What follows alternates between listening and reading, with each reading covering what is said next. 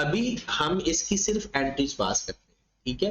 Notes और extract के लिए मैंने स्पेशल क्लासेस रखी, क्योंकि उसमें सबसे ज्यादा पेपर आने के चांसेस होते हैं। और वो है यही चीज, जिसको वर्किंग आती है ना, वर्किंग ही कन्वर्ट करनी होती है रिक्वायरमेंट, वर्किंग से। अब इस क्वेश्चन के अंदर वो कहता है कि आपके पास ऑफिस बिल्डिंग और warehouse, date of acquisition है 1 जुलाई 17, फिर कॉस्ट है आपके पास 96, लाइफ है 16, रीवैल्यूड अमाउंट 2019 और 2021 और साल के शुरू, और फिर लिखा हुआ है revised life is, revise useful life is 120 in years. इसमें जो डिफरेंस था ना वो ये था कि चेंज इन एस्टिमेशन और डेट को है, रीवैल्यूएशन और डेट को है, यही मेन मसला था ना। आई कैप देखिए, आई कैप का पेपर पूछने का पैटर्न क्या है, आई कैप पिछले सारे सवालों में देखता है कि मैं क्या पूछ रहा हूं और क्या अभी रहता है। अब हमारे स्टूडेंट जो फेल होने की वजह जो होती है, क्योंकि देखिए 20 to 30% रिजल्ट है, फर्स्ट अटेम्प्ट में 20% अगर हम माने तो 80% तो फर्स्ट अटेम्प्ट वाला फेल ही हो रहा है। अब ये फेल हो क्यों रहा है? अपनी करतूतों की वजह से। बहुत अच्छा पढ़ रहा है, एक्स्ट्रा ऑर्डिनरी मेहनत कर रहा है, बट स्मार्ट स्टडी नहीं कर रहा, समझ नहीं रहा। अगर आप अपने कॉन्सेप्ट पर पक्के रहे, पास पेपर पर पक्के नहीं रहना कि ये पेपर में सवाल आया, मैंने 50 सवाल किया था, मेरा पेपर नहीं हल हुआ। भाई कॉन्सेप्ट याद करके जाओ, सवाल याद करके नहीं जाना। अब ये सवाल हम हल क्यों कर रहे हैं? प्रैक्टिस करने के लिए, ना कि सवाल को याद करने के लिए। कॉन्सेप्ट हमारा क्या है? जब रीवैल्यू करेंगे पहले एलिमिनेशन करेंगे, बाद में रिवैल्यूएशन करेंगे। जब डेप्रिसिएशन लेंगे एक्सेस चेक करेंगे है या नहीं। जब चेंज इन एस्टिमेशन होगा डेप्रिसिएशन लेने के लिए चेंज अप्लाई करके लेंगे। ये कॉन्सेप्ट है। कॉन्सेप्ट ये नहीं है कि साल के शुरू में रिवैल्यूएशन होगी तो मैंने ये एंट्रीज पास करनी, वो तो रट्टा है। अब इस सवाल के अंदर हम सिर्फ ऑफिस बिल्डिंग को देखें, वेयर हाउस को छोड़ दे। फिलहाल पेपर में भी ऐसे करना है, छोड़ के आ नहीं जाना, इसको हल करना है फिर दूसरे को हल करना है। उसके बाद उसने कहा कि आपके पास uses revaluation model, net replacement method, ये हमारा सिलेबस में यही है। Transfer maximum possible amount of surplus to retain earning, इसके पास दो ऑप्शन है। एक ऑप्शन मतलब क्या होती है कि जब एसेट आप अपना बेचो या जब उसकी लाइफ पूरी हो जाए तब रिवैल्यूएशन सरप्लस को रिटेन अर्निंग में ट्रांसफर करो, एक ऑप्शन। दूसरी ऑप्शन हर साल उसको over the life of the asset कर दो। तो ये क्या लिखता है? Transfer maximum possible amount of surplus to retain earning on annual basis, मतलब हर साल ट्रांसफर करनी है। और दूसरी ऑप्शन क्या है कि जब एसेट बेचो या खत्म हो जाए उसकी लाइफ तब रिटेन अर्निंग में सरप्लस को ट्रांसफर करो। ठीक है, ये हमारे सिलेबस में ये भी दो ऑप्शन है, net replacement, gross replacement. Gross replacement हमारे सिलेबस में अब नहीं है। ये भी अभी तक जितने सवाल आए हैं एनुअल बेसिस वाले, बट एक दफा उसने एक कमेंट्री के अंदर पूछ लिया था कि एक बंदे का मैंने देखा है कि वो एनुअल बेसिस पे कर रहा है, दूसरा नहीं कर रहा, तो कौन सा ठीक है? तो दोनों ठीक है, आप तीसरी ऑप्शन नहीं। उसके बाद revaluation determined by Sagir limited, ये इसलिए बताया गया है कि डिस्क्लोजर के अंदर हमने लिखना होता है, क्योंकि उसने कहा है in accordance with notes on property plant and equipment including comparative. Comparative का मतलब होता है पिछला साल। जब वो कहता है ना इंक्लूडिंग कंपैरेटिव, तो मतलब आपने जो अकाउंटिंग इस साल की करनी है पिछले साल की भी करनी। इसका अगर आपका होता है ना कि सर हमें नहीं पता चलता, तो दिसंबर 2021 की भी एंट्रीज पास करनी है और 2020 की भी एंट्री पास करनी है, इससे बोलते हैं कंपैरेटिव। तो अगर हम एंट्रीज के लिहाज से देखें, तो अगर ये डिस्क्लोजर्स के लिहाज से देखें तो 2 सालों के बना देते, 2020 और 2021। लेकिन अभी हम डिस्क्लोजर बना नहीं रहे, हम अभी सिर्फ इसकी एंट्रीज पास कर रहे हैं, तो हमारे लिए तो इतना सवाल ही काफी। तो पहले हम ऑफिस बिल्डिंग की वर्किंग पे चले जाते हैं। हम डेट लिखेंगे, ये जरूरी नहीं होता वर्किंग के अंदर सब लिखना। एक्चुअल कैरिंग अमाउंट, ओसीआई या रिवैल्यूएशन सरप्लस, एसपीएल या रिवैल्यूएशन लॉस। ये ओसीआई को रट्टा ही नहीं लगा लेना, ये असल में ओसीआई नहीं है, रिवैल्यूएशन सरप्लस है। ओसीआई हम इसलिए लिखते हैं कि सरप्लस जाता ओसीआई के अंदर, तो ये रिवैल्यूएशन लॉस है असल में। हम एसपीएल इसलिए लिखते हैं कि रिवैल्यूएशन लॉस जाता एसपीएल के अंदर है, मतलब ये जाता है नेट प्रॉफिट के बाद और एसपीएल एडजस्ट होता है नेट प्रॉफिट से पहले। अब हमारे पास 1717 को हमने एक एसेट खरीदा 96 मिलियन का, जिसकी लाइफ है 16 साल। क्या 2017 में कुछ हुआ? 2017 में क्या कोई रिवैल्यूएशन हुई या चेंज इन एस्टिमेशन हुआ? कुछ भी नहीं हुआ। 2017 में भी नहीं कुछ हुआ, 2018 में भी कुछ नहीं हुआ। तो हम चलते हैं डेट 1717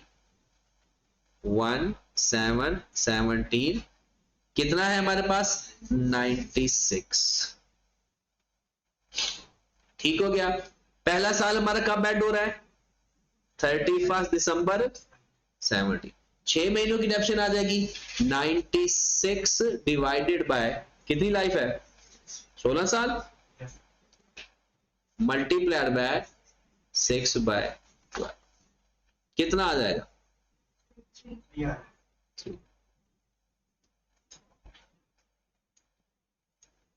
93।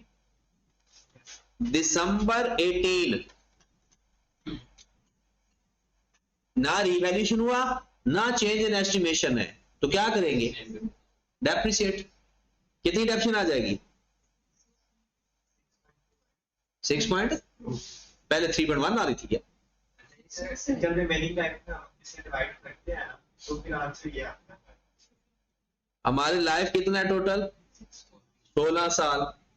और रिवैल्यूएशन कब हो रही है? 2019 में। चेंज इन एस्टिमेशन हो रहा है 2020 के अंदर। तो रिमेनिंग लाइफ से क्या मुराद है? आप क्या कह रहे हैं? ये तो सिंपल स्ट्रेट लाइन मेथड है, और स्ट्रेट लाइन मेथड के अंदर अगर 6 महीनों की डेप्शन 3 है तो पूरे साल की 6 आएगी। आपने ये भी हाँ, ना कि जैसे हम अगर इसको डिवाइड करते जाएंगे रिमेनिंग लाइफ तो वो आएगी। ठीक है। अब ये देखिए, ओके, उस लिहाज से मैं करवा देता हूं। ये देखिए, ये कॉन्सेप्ट वही, इसलिए कि कॉन्सेप्ट अगर आपने चेंज करना है ना, पहली बात तो ये है कि आप ना, मैं हमेशा आपको कहता हूं कि आ जाए सीए के अंदर। सीए के अंदर आने से मुराद ये है कि आप ना इंजॉय करें, फेल पास को छोड़ दें। जब आप इसकी समझ जाएंगे तो मजा भी आएगा। बात पूरी सीखनी है। आपने कहा कि सर आपने बताया था कि अगर हम रिमेनिंग लाइफ लें तो रिमेनिंग लाइफ अगर डिवाइड करेंगे तो फिर बुक वैल्यू लेंगे। तो 93 को 15.5 में डिवाइड करेंगे। रिमेनिंग लाइफ कितनी है? 16 साल में से 6 महीने निकालो तो फिर भी 6 आएगा। ओके होगी बात? चले, अब हमारे पास 93 में से 6 माइनस किया 80 से। अब हम आ गए 2019 में। एंट्री तो पास चल रही है ना साथ साथ। Yes sir. इसकी एंट्री पास करेंगे, office building debit cash credit. इसकी एंट्री पास करेंगे, डेप्रिसिएशन टू अक्यूमुलेटेड एसेट्स। अगले साल फिर 6 की एंट्री पास कर देंगे, डेप्रिसिएशन टू अक्यूमुलेटेड। और तो कुछ नहीं करना ना। हम आ गए 2019 में। 2019 में एसेट रीवैल्यू हो रहा है, बस रीवैल्यू हो रहा है। तो साल के शुरू में हो रहा है या साल के एंड पे हो रहा है? तो पहले रीवैल्यूएशन करें या डेप्रिसिएशन करें? पहले रीवैल्यूएशन फिर डेप्रिसिएशन। तो रीवैल्यूएशन 87 वाला एसेट हमारा हो गया 116। 1119 87 वाला एसेट हो गया हमारा 116। कितने का एसेट चेंज हुआ? 20। ओसीआई में कितना आ गया? 29। एसपीएल तो है ही नहीं, रीवैल्यू हो गया। अब क्या करना है? डेप्रिशिएट कर ले। दिसंबर 90। 116 को किस पे डिवाइड करूंगा? लाइफ चेंज हो जाए तो न्यू लाइफ, ना चेंज होता है वो रिमेनिंग। 2019 में तो लाइफ चेंज नहीं हुई, तो कितने साल रह गए? 14.5। कितना आ गया? कितना? 8। और इसको भी 14.5 में डिवाइड करेंगे, ये कितना आ गया? Yes sir. हाँ जी, बुक वैल्यू बता दें। 116 में से 8 माइनस किया 108, 27, और इसकी एंट्रीज भी मैं पास करवा दूं। पिछली तो आप पास कर ही थे, पहले हमने रीवैल्यू किया तो पहले एंट्री भी किसकी पास होगी, रीवैल्यूएशन की। तो रीवैल्यूएशन की दो एंट्रीज होती है, एलिमिनेशन। तो एलिमिनेशन रीवैल्यूएशन से पहले आपके पास ये दो डेप्रिसिएशन पड़ी थी, ऐसा ही था। तो accumulated depreciation debit, office building या पीपीई करेक्ट, कितनी अमाउंट से 9। फिर हमने अपनी ऑफिस बिल्डिंग या पीपीई डेबिट, रीवैल्यूएशन सरप्लस या ओसीआई क्रेडिट, कितनी अमाउंट से 20। फिर इसकी डेप्रिसिएशन भी हमने ले ली, तो डेप्रिसिएशन डेबिट अक्यूमुलेटेड डेप्रिसिएशन कितनी अमाउंट से 8 से। क्या ये एक्सेस डेप्रिसिएशन थी या नहीं? तो अगर एक्सेस डेप्रिसिएशन थी तो एक्सेस डेप्रिसिएशन की भी एंट्री पास कर देंगे। तो वो क्या एंट्री पास होगी, ओसीआई या revaluation surplus debit retained earning credit, कितने से। ये हमारा 2019 का साल पूरा हो गया। अब हम जाने लगे हैं 2020। 2020 में एसेट हमारा रीवैल्यू नहीं हुआ बट चेंज इन एस्टिमेशन है। अगर आप ये देखें, वो कहता है 1120 को आपने लाइफ अपनी रिवाइज कर दी, revised useful life is 9 years. अब एक बात यहां पर उसने डेट लिखा है 1120, तो चेंज इन एस्टिमेशन की कोई भी डेट हो, डेप्रिसिएशन लेते वक्त चेंज लेना ही लेना, चाहे साल के एंड पे चेंज बताया हो, साल के शुरू में बताया। तो हमने जब नेक्स्ट ईयर की डेप्रिसिएशन लेंगे 2020 की, क्योंकि एसेट तो रीवैल्यू हुआ नहीं, हमने डेप्रिशिएट तो करना ही करना है। तो जो हमने डेप्रिशिएट करना है दिसंबर 20 के अंदर, सबसे पहला स्टेप है बुक वैल्यू फाइंड करना। वो हमारी वर्किंग में ऑलरेडी फाइंड हो चुकी है। अब इसके ऊपर रिवाइज लाइफ लेनी। तो 108 को मैं किस पे डिवाइड करूं, अगर इसको मैं 9 पे डिवाइड करूंगा तो इसको भी 9 पे डिवाइड करूंगा, और अगर मेरे पास हिस्टोरिकल अमाउंट होती तो उसको भी 9 पे डिवाइड करता। सबका आंसर बराबर, वो जो डिफरेंस बराबर आता है ना, हमेशा बराबर है। तो 108 को 9 पे डिवाइड कर देंगे तो कितना आएगा 12, और 27 को 9 पे डिवाइड करूंगा तो 3। अगर मैं साल की एंट्रीज पास करूंगा तो पता है कौन कौन सी एंट्री पास होगी, एक डेप्रिसिएशन की और एक एक्सेस डेप्रिसिएशन, एक डेप्रिसिएशन की और एक एक्सेस डेप्रिसिएशन की। आप कहेंगे सर एसेट तो रिवैल्यू हुआ ही नहीं। वो भाई सरप्लस तो पड़ा हुआ है ना, और उसको हमने एनुअल बेसिस पे रियलाइज करना है। सरप्लस पड़ा हुआ है ना, और उसको हमने एनुअल बेसिस पे रियलाइज करना है। तो क्या करेंगे, एक एंट्री पास हो जाएगी डेप्रिसिएशन टू अक्यूमुलेटेड डेप्रिसिएशन, कितनी अमाउंट से 12 से, और एक एंट्री पास हो जाएगी ओसीआई टू रिटेन अर्निंग 3 से। डन होगी बात। अब हम किस साल पहुंच गए, और अगर ये एंट्रीज बोलता दिसंबर 21 और कंपैरेटिव, तो ये पहला साल था जो हमने एंट्रीज पास करनी थी, क्योंकि 2020 और 2021। अब हम पहुंच गया 2021 में। 108 में से 12 माइनस किया 96, 24। बॉर्डर कैसे पार किया,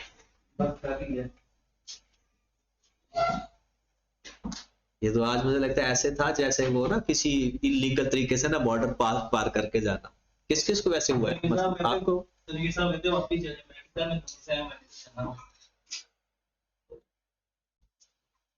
लेकिन दूर से तो आए हो, तुम बहुत ही लेट हुए हो। भाई ने मुझे बीच रास्ते में गाड़ी वापस चले गए, फिर आप वापस हो गए, फिर वापस आ गए। फिर कहता हूँ मुझसे आ जाए, वापस आ गए। चले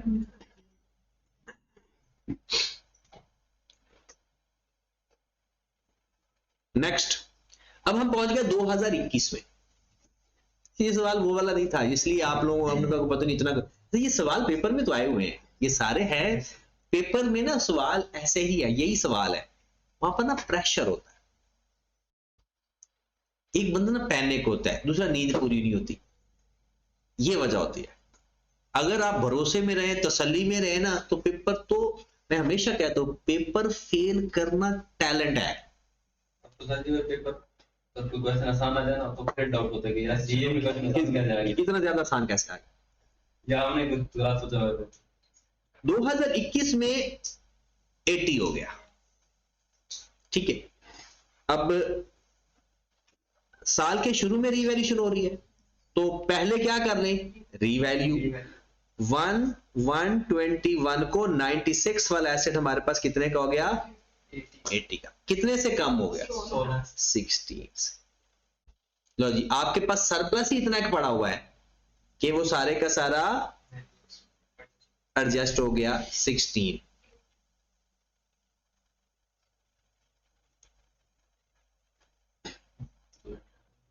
प्लस है तो प्लस करके लिख देना, माइनस है तो माइनस करके लिख देना, सारा खत्म हो जाता तो जीरो हो जाता। हो गया रीवैल्यू। अब हमने क्या करना है, डेप्रिशिएट दिसंबर 21। 80 वाला एसेट, सॉरी 80 को किस पे डिवाइड करूं, 8 पे, क्योंकि पिछली लाइफ कितनी थी, 9 साल, 1 साल तो गुजर चुका है रिमेनिंग लाइफ। इसको भी किस पे डिवाइड करूंगा, 8 पे। ये कितना आ जाएगा 10 और ये कितना आ जाएगा 1। और अगर मैं साल की एंट्रीज की साइड पर जाऊं तो मैंने पहले इलिमिनेशन करनी है, फिर रीवैल्यू करना है। जो इलिमिनेशन करनी है वो किस किस की करनी है, एक इस 8 की और एक पिछले 2 सालों की। और ये बात तो वैसी होता है, अगर 2 साल बाद रीवैल्यूएशन हो रही होती है ना, तो 2 सालों की डेप्रिसिएशन एलिमिनेट हो रही होती है। 1 साल बाद हो तो 1 साल बाद की हो रही होती है। तो हम पहली एंट्री पास करेंगे, accumulated depreciation debit office building credit,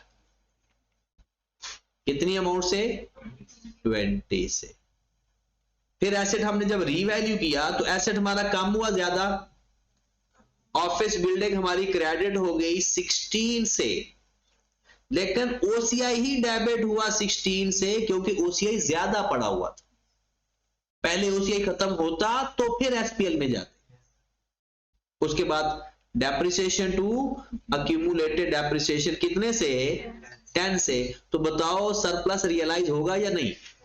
अगर पड़ा हुआ है सरप्लस और रियलाइज कर भी चुके हो आप, तो फिर एंट्री भी पास करेंगे।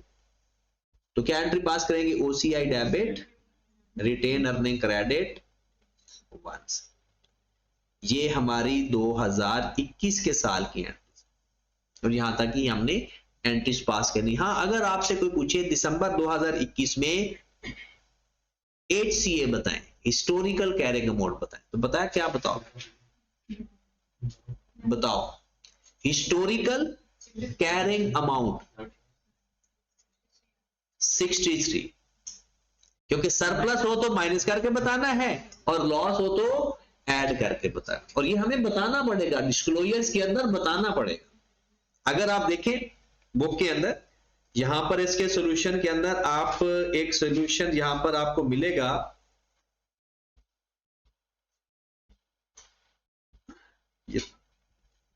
ये वर्किंग में आ गया, ये देखिए कैरिंग अमाउंट कॉस्ट मॉडल, ये बताना होता है आपने। कैरिंग अमाउंट कॉस्ट मॉडल कहते हैं कि रीवैल्यू अगर ना होता तो क्या, कॉस्ट मॉडल क्या है, अगर रीवैल्यू ना होता तो इसकी वैल्यू क्या होती। क्लियर होगी बात। चलिए नेक्स्ट, जिसमें ये कहते हैं, जिस तरह हमने पहले ये क्वेश्चन करते हैं तो साथ साथ हम उसका रेफरेंस चेक करते हैं हर एक वर्किंग का कोर्स मॉडल में। अगर ये टेबल का रेफरेंस देना होता है ना, टेबल से वैल्यू निकालनी होती है। जैसे आप टेबल एक बनाते हैं वर्किंग का, तो उसका वर्किंग 1 है तो वर्किंग 1 सबके साथ लिख देंगे, वर्किंग 1 के रेफरेंस देंगे, मतलब जो वैल्यू जो टेबल से उठाएंगे ना, रेफरेंस वर्किंग 1 का देंगे। हाँ जी, ये अब आपके तकरीबन कॉन्सेप्ट जो हैं वो कंप्लीट हो गया, चेंज एंड एस्टिमेशन हो गया। इसका एक्सट्रैक्ट और मैं वो थोड़ा सी इसलिए ब्रेक लगाई हुई है बल्कि आज आपको एक्सट्रैक्ट समझाता हूं मैं। डिस्क्लोजर्स फिर मैंने आपके एंड पे समझाने हैं जब एक दफा सारे स्टैंडर्ड हो जाएंगे, ठीक है? सारे नहीं, कम से कम 2 स्टैंडर्ड हो जाएंगे, फिर डिस्क्लोजर्स पे आ जाएंगे। सर ये एलिमिनेशन हम टोटल ईयर्स की क्यों करते हैं?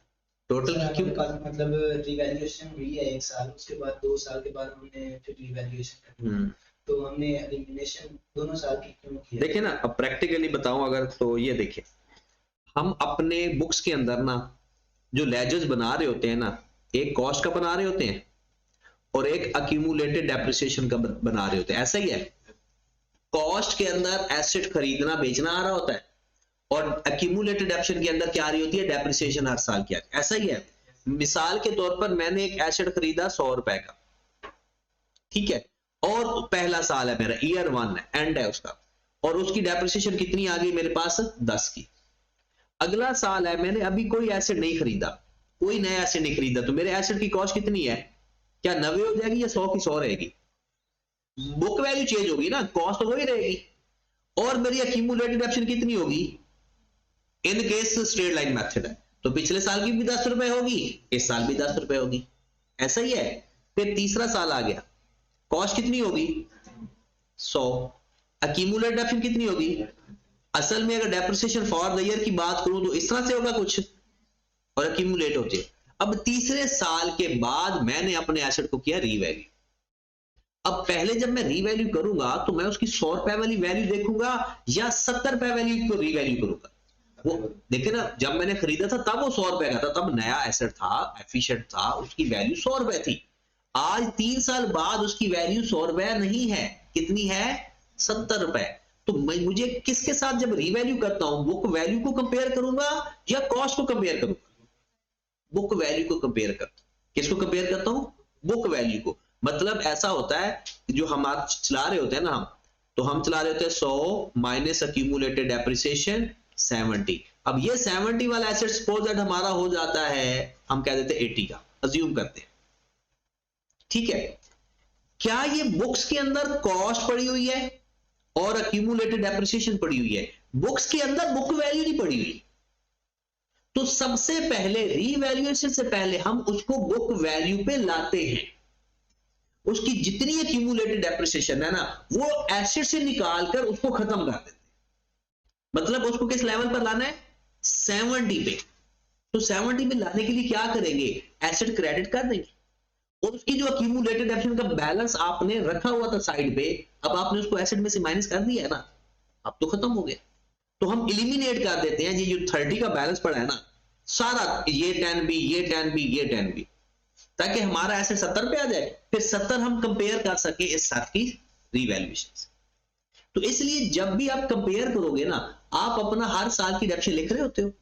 जब कंपेयर करना होता है तो किससे करना होता है? बुक वैल्यू से। तो बुक वैल्यू में से पिछली डेप्रिसिएशन उसकी माइनस करेंगे, चाहे 2 साल बाद करो चाहे 3 साल बाद करो। चलिए सपोज आगे मैं कहता हूं, यहां पर मैं एसेट को किस लेवल पर लाना चाहता हूं? 70 पे। उसको कैसे लाऊंगा? अक्यूमुलेटेड डेप्रिसिएशन जो पड़ी हुई है वो खत्म हो गई, डेबिट करूंगा तो खत्म हो जाएगी, और उसको किस में से माइनस कर दूंगा? इस एंट्री का मतलब क्या है? अक्यूमुलेटेड डेप्रिसिएशन का बैलेंस नील हो गया और एसेट में से निकाल के एसेट अब 70 का हो गया। अब बुक्स के अंदर एसेट 70 का हो गया और वो 70 वाला एसेट आपने कितने का कर दिया? तो अब यहां पर कितनी वैल्यू आ गई? 80।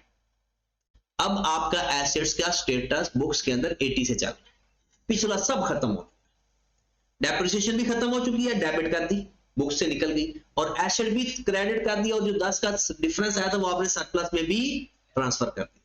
अब अगले साल फिर ये 80 वाला एसेट डेप्रिशिएट करेंगे, अज्यूम करते हैं इसकी डेप्रिसिएशन आएगी 8, एसेट रीवैल्यू नहीं हुआ तो ये कितने का रहेगा? डेप्रिसिएशन टोटल कितनी हो जाएगी? 16, मतलब 8 और 8। अब 2 साल के बाद रीवैल्यू किया तो क्या 80 को कंपेयर करूंगा या 80 माइनस 16 को कंपेयर करूं? उस दिन की बुक वैल्यू। तो फिर पहले उस लेवल पर लाऊंगा, तो लाऊंगा कैसे? अक्यूमुलेटेड डेप्रिसिएशन डेबिट पीपीई, मतलब वो डेप्रिसिएशन का जो बैलेंस है उसको खत्म कर दूंगा, डेबिट कर दूंगा, और उसको एक्चुअल में जिसमें से माइनस होना था उसमें से माइनस कर दूंगा। तो जब मैं एसेट क्रेडिट कर रहा होता हूं तो क्या मतलब होता है उसका, एसेट जब क्रेडिट कर रहा होता हूं तो उसमें से माइनस कर, किसको माइनस कर रहा हूं, डेबिट साइड पर जो चीज नजर आ रही, ठीक होगी बात। चलें जी, और कोई कॉन्सेप्ट या कोई, सर इसमें यही है कि अगर लास्ट में भी यही क्वेश्चन किया था, जब अक्यूमुलेटेड डेप्रिसिएशन इतनी इंपॉर्टेंट नहीं है तो फिर ये इसको अपने रिकॉर्ड करने का सिर्फ एक्सपेंस ही होता है, किसका, अक्यूमुलेटेड डेप्रिसिएशन का वो सारी चीजें बनाना। देखिए बेसिकली होता यह है कि हिस्टोरिकल कॉस्ट का मतलब ये होता है कि हमें ये पता चल जाए, वैसे तो आप बुक वैल्यू पे रख सकते हो, ऑप्शन है हमारे पास, बुक वैल्यू पे रखा जा सकता है, लेकिन ज्यादातर इसको इस वैल्यू पे क्यों रखते हैं, वो ये कहते हैं कि हमारे एसेट की ना हिस्टोरिकल कॉस्ट नजर आती रहे कि असल में एसेट कितने का था, और कहीं ऐसा ना हो कि एसेट अपनी वैल्यू से ज्यादा ही ना डेप्रिशिएट कर बैठे, तो उसकी एक्यूमुलेटेड डेप्रिसिएशन जैसे उसके बराबर आती है फुली डेप्रिशिएट हो जाता है। चलें जी, बिस्मिल्लाह करते हैं।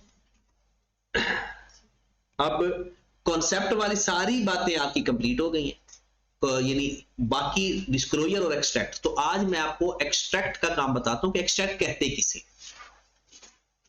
ये एक बस नाम है, और बहुत सारे लोग परेशान होते हैं एक्सट्रैक्ट से, लेकिन अब हमारे लिए एक्सट्रैक्ट थोड़ा आसान हो जाएगा। उसकी वजह एक है, हमारे सिलेबस में फाइनल अकाउंट भी है, और मैं आप लोगों को पहली बात बता दूं, FAR की तैयारी नहीं करवा, मैं ओवरऑल आपको रिपोर्टिंग पढ़ा रहा हूं। ये रिपोर्टिंग है क्या चीज, इस रिपोर्टिंग के अंदर आपका FAR है, आपका CR है, आपका एडवांस FAR है, ये सारे पेपर इसके अंदर। अब मैं जो आपको एक्सट्रैक्ट पढ़ाने जा रहा हूं या IAS 16 में पढ़ा रहा हूं, ये जिस FAR में काम नहीं आना, सारी जिंदगी आप ICAW करो, ACCA करो, CR में जाओ, जिधर भी जाओगे IAS 16 बाहर नहीं जा सकते, कंप्लीट पढ़ा दिया। जो चीजें भी रहती हैं वो ऐड हो जाएगी, तो 100% कंप्लीट है, दुनिया में जहां मर्जी चले। अभी मैं आपको एक्सट्रैक्ट के बारे में बता रहा हूं, तो मैं ये FAR का नहीं बता रहा, सारी जिंदगी जहां भी एक्सट्रैक्ट का सवाल आए तरीकाकार से। अब एक्सट्रैक्ट का मतलब क्या होता है, ये एक डर है, इसके अलावा कुछ नहीं। एक्सट्रैक्ट का मतलब होता है निकालना। एक्सट्रैक्ट का लफ्जी मतलब क्या होता है, निकालना। क्या निकालना है, जिसके बारे में वो कहे, वो कहेगा, अगर वो कहता है extract of financial statement, extract of financial statement. अब फाइनेंशियल स्टेटमेंट तो 5 है, statement of changes in equity, statement of financial position, statement of cash flow, comprehensive income, notes to the accounts, लेकिन ज्यादातर एक्सट्रैक्ट 3 आते हैं, statement of comprehensive income, statement of financial position और statement of changes in equity. Equity हमने पढ़ा नहीं, अभी तक पढ़ना है, हमारे सिलेबस में है। तो मैं आपको SPL मतलब स्टेटमेंट ऑफ प्रॉफिट और लॉस और स्टेटमेंट ऑफ फाइनेंशियल पोजीशन के एक्सट्रैक्ट सिखा देता हूं। तो अगर तो वो कहता है ना कि स्टेटमेंट एक्सट्रैक्ट बताएं फाइनेंशियल स्टेटमेंट के, तो फिर आपने इन 3 के लाजमी बताने की कोशिश करनी है। Number 1, extract of statement of financial position, extract on भी लिखते हैं लोग ऑफ स्टेटमेंट ऑफ प्रॉफिट और लॉस, या इसको SPL लिख दे, SOPL या SPL। फिर एक्सट्रैक्ट ऑन या ऑफ OCI का अलग पूछता है वो, और स्टेटमेंट चेंज इन इक्विटी अभी हम सिर्फ IAS 16 से रिलेटेड बात कर लेते हैं, ठीक है। अब आप कहेंगे सर आप तो पूरा पढ़ाने लगे थे तो अभी IAS 16 में आ जा रहे हैं। मैं सिर्फ एक्सट्रैक्ट का मतलब बता दूंगा तो आपका परमानेंट एक मसला हल हो जाएगा। एक्सट्रैक्ट का मतलब होता है आपके सवाल के अंदर जो चीज है ना SOFP की, वो निकालो और SOFP में लिखो। जो चीज है ना SOPL की, वो निकालो और SOPL के अंदर लिखो। जो आपके सवाल के अंदर OCI का जिक्र हुआ है, वो वहां से निकाल के OCI में लिखो। उसके बाद जो इंपॉर्टेंट बात है, जो आप लोग समझते हो, जब मैं सवाल हल करने लगता हूं ना, तो मुझे तो ऐसे लग रहा था कि ये बच्चों वाला काम है, क्योंकि चीजों का पता चले। ये जो चीज होती है, ये होती है एज एट। ये जो चीज होती है फॉर द ईयर। ये जो चीज होती है फॉर द ईयर। अब इसका मतलब है, एज एड का मतलब है कि जिस दिन का आप बैलेंस बता रहे हो उस दिन का बैलेंस बताओ। अब एस टू एफ में पहले देखो क्या जाता है, एसेट्स और लायबिलिटीज, और उस दिन में स्टेटस क्या है। मिसाल के तौर पर आप बनाना चाह रहे हो दिसंबर 25 का एक्सट्रैक्ट, आपके पास एक पीपीई का बैलेंस पड़ा हुआ है 1,125 को 100 रुपए, उसकी फिर डेप्रिसिएशन आ गई और दिसंबर 25 को उसका पड़ा हुआ है 70 balance, cost minus accumulated depreciation. तो आपने इस एक्सट्रैक्ट के अंदर पीपीई का बैलेंस लिखना है। जिस दिन का वो एक्सट्रैक्ट पूछ रहा है ना, उस दिन का बैलेंस लिखना है। तो आपने यहां पर लिखना है पीपीई 70, एक्सट्रैक्ट हो गया। अब ये आप फाइंड कैसे करेंगे, कहां से करेंगे? ये जो वर्किंग कर करके आते हैं यही एक्सट्रैक्ट भी होते हैं। मेन क्या है, एक्सट्रैक्ट क्या चीज होती है? एक्सपेंस, इनकम और एक्सपेंस अपने सवाल में से निकालो, कौन से वाले? फॉर द ईयर, उस साल के निकाल के एक्सट्रैक्ट बना दो। कैसे बनाना है वो अभी बनाने लगे। ओसीआई भी कौन सा लिखना है? For the year. और एसओएफ भी कौन सा लिखना है? As at. इसका मतलब क्या होता है, कैसे सवाल लिखेगी? एक सवाल छोटा सा लिखते हैं सिर्फ एक्सट्रैक्ट का कॉन्सेप्ट सिखाने के। मेरे पास क्वेश्चन एक है जनाब, बैलेंस है मेरे पास, balance of vehicle at 1,125 rupees 200,000। Accumulated depreciation है इस डेट की मेरे पास 1,125 की रुपीज 80,000। मैंने एक न्यू एसेट खरीद लिया, न्यू एसेट या new vehicle purchased at 1,425 rupees 50,000। एक एसेट बेच दिया, asset sold for rupees 60,000 eight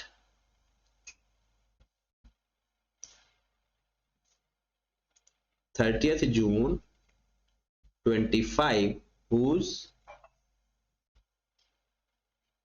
cost is rupees 75,000, बल्कि 120,000 का, and book value at the date of disposal, book value at the date of disposal rupees 65,000 का, book value at the date of disposal rupees 65,000। depreciation for the year ended December 25 rupees 55,000। मतलब जो working से चीजें find करते हो ना, मैंने लिख दी है ताकि हम ना सिर्फ एक्सट्रैक्ट पर फोकस करें। अच्छा, एक्सट्रैक्ट बनाने के लिए अगर आपके लेजर्स आपको बनाने आते हैं ना, तो एक्सट्रैक्ट तो समझो बन गया। डायरेक्ट मैं करना चाहते हो तो डायरेक्ट भी हो जाए। ये सवाल पहले लिख लिया आपने। अब आप, वो कहता है एक्सट्रैक्ट ऑफ द एसओसीआई या एसपीएल और एसओएफ या एक्सट्रैक्ट ऑन फाइनेंशियल स्टेटमेंट। हाँ जी, तो रिक्वायरमेंट लिख लें। extract of financial statement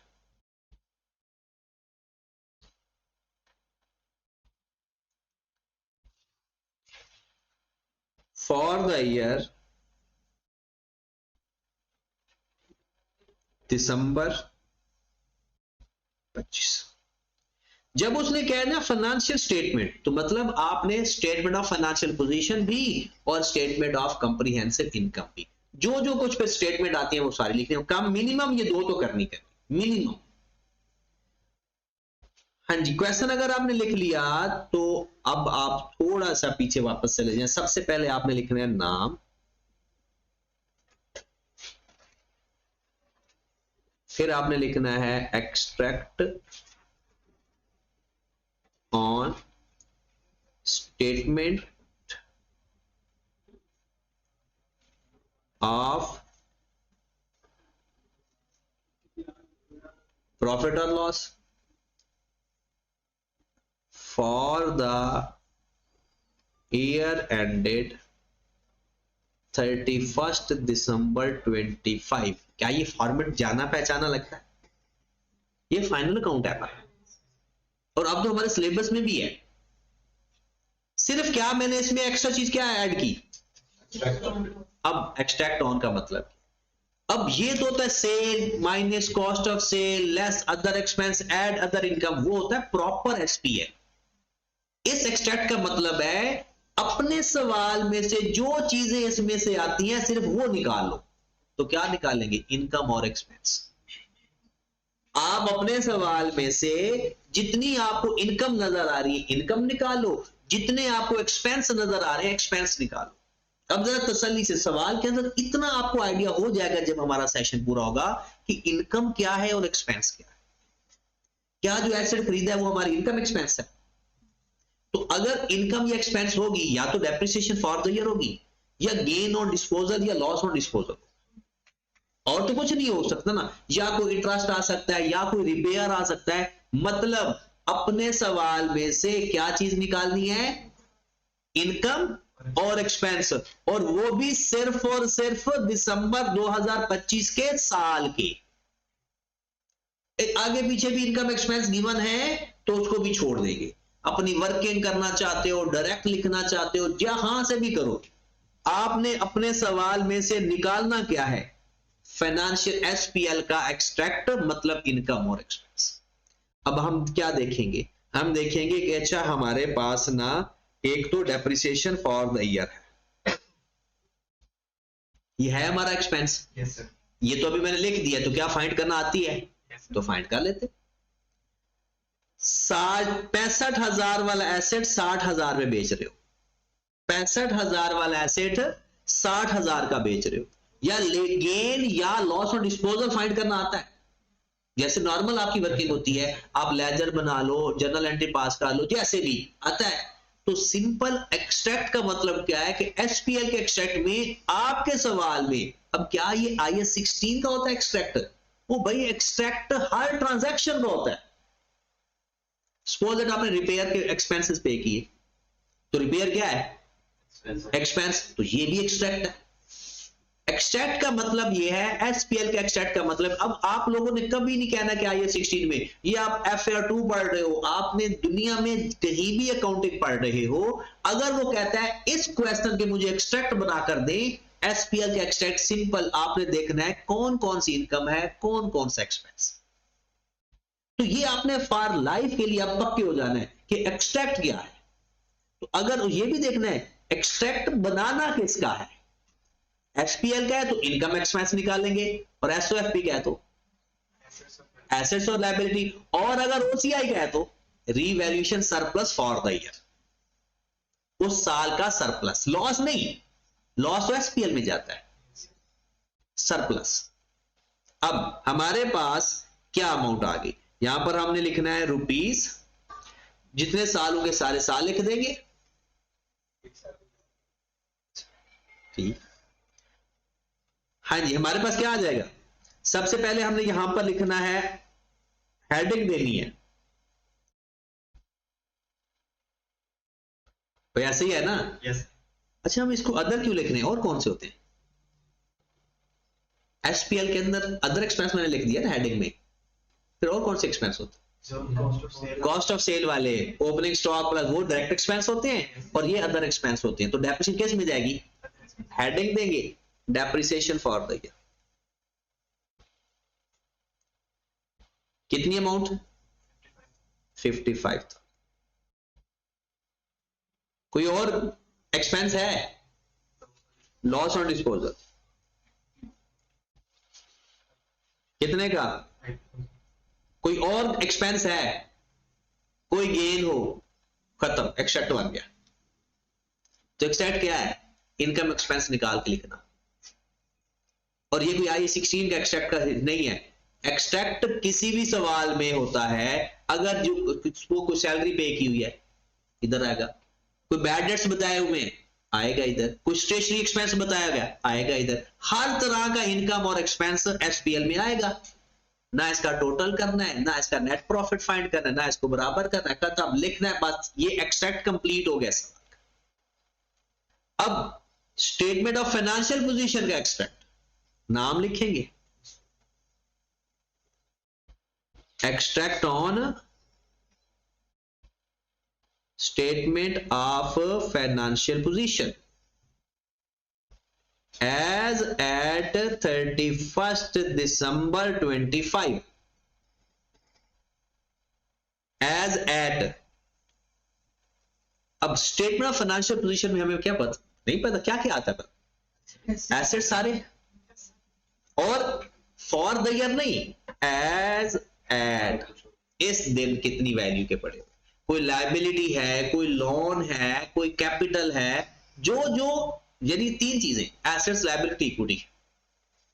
तो इसके अंदर हमारे पास एसेट्स मौजूद है, ठीक है। तो हम यहां पर लिखेंगे, ऊपर लिख देंगे हेडिंग में नॉन करंट एसेट्स, फिर लिख देंगे नाम है तो नाम लिख देना, और नाम का नहीं पता तो प्रॉपर्टी, प्लांट एंड इक्विपमेंट लिख देना। अब हमारे पास कितनी कॉस्ट, कितनी है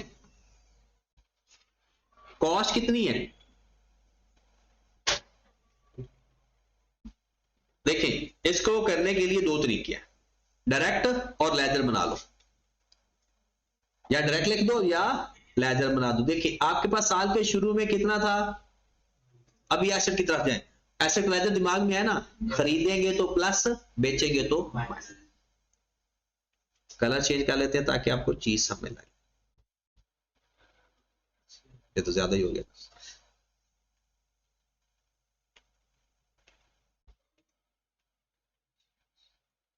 चलो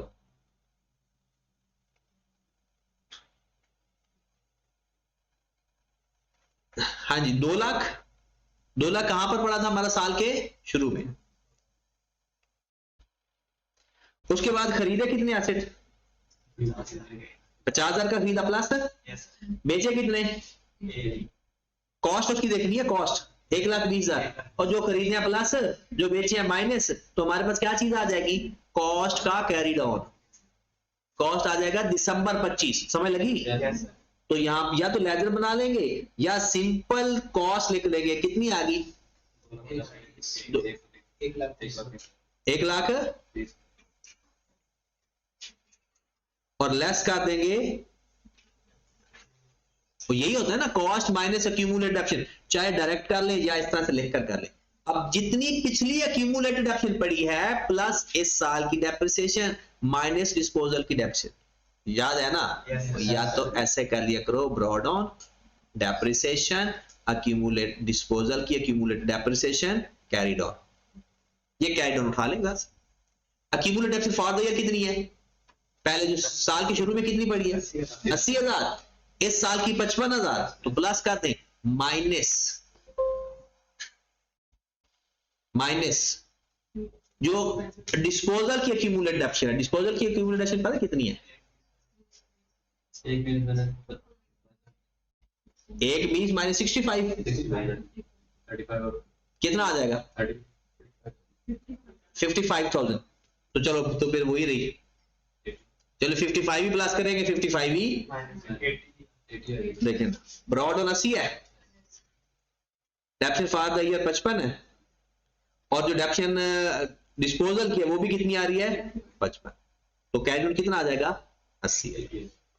तो इसमें से 80,000 माइनस करेंगे तो ये हमारे पास नेट बुक वैल्यू कितनी आ गई, एक्सट्रैक्ट पूरा।